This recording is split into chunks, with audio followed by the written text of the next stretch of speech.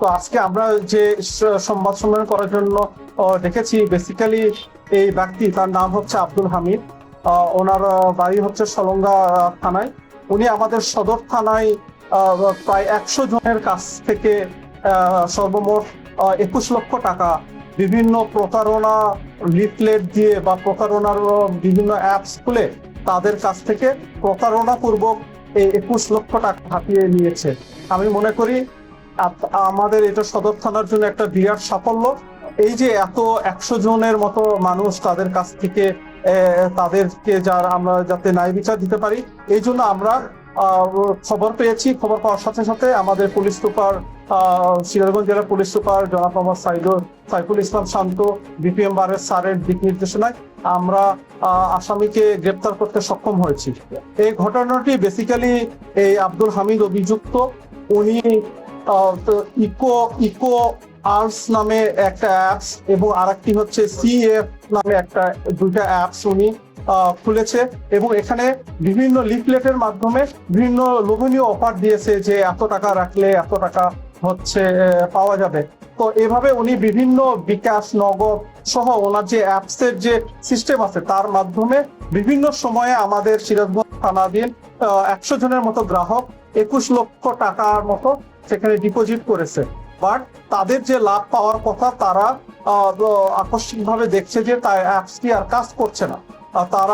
তারা তাদের যে লভ্যাংশ পাওয়ার কথা ছিল, সেই লভ্যাংশ তারা না পেয়ে তারা হচ্ছে অ্যাপসটি বন্ধ করে দেয় এবং তাদের সাথে সমস্ত যোগাযোগ বন্ধ করে দেয়।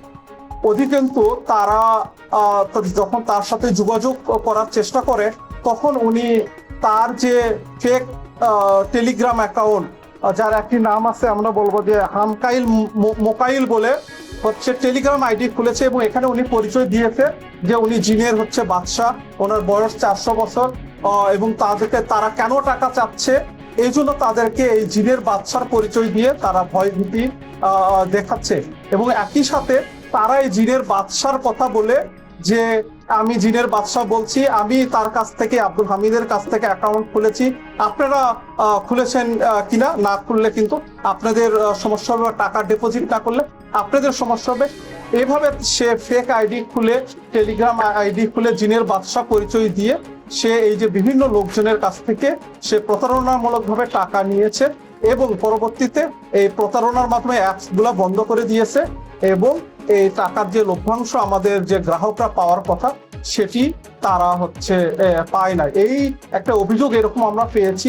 এই অভিযোগের প্রেক্ষিতে আমরা গতকাল তাকে সলঙ্গা থানা থেকে আমরা গ্রেপ্তার করেছি এবং তার বিরুদ্ধে আমাদের আইনগত ব্যবস্থা করতে এবং তার কাছ থেকে আমরা হচ্ছে একটি ট্যাব উদ্ধার করেছি, একটি স্মার্টফোন উদ্ধার করেছি এবং তার যে লিফলেট, সে যে বিভিন্ন এআই দ্বারা বিভিন্ন ছবি তুলে, যে তার বড় কোম্পানি আছে, সোলার প্যানেলের বড় বিজনেস আছে, প্লাস হচ্ছে তার যে অফিসিয়াল বিভিন্ন ছবি, সে বড় অনেক কিছু এরকম অফিসিয়াল বিভিন্ন ছবি এআই এর মাধ্যমে বানিয়ে লিফলেট ছাপিয়ে মানুষকে উনি প্রতারণা করেছে। তো এই প্রেক্ষিতে আমরা তাকে গ্রেপ্তার করেছি এবং আমরা পরবর্তী তার বিরুদ্ধে যে আইনগত ব্যবস্থাগুলো সেই ব্যবস্থাগুলো আমরা নিচ্ছি এবং এটার প্রক্রিয়াধীন আছে। আপনার জন্য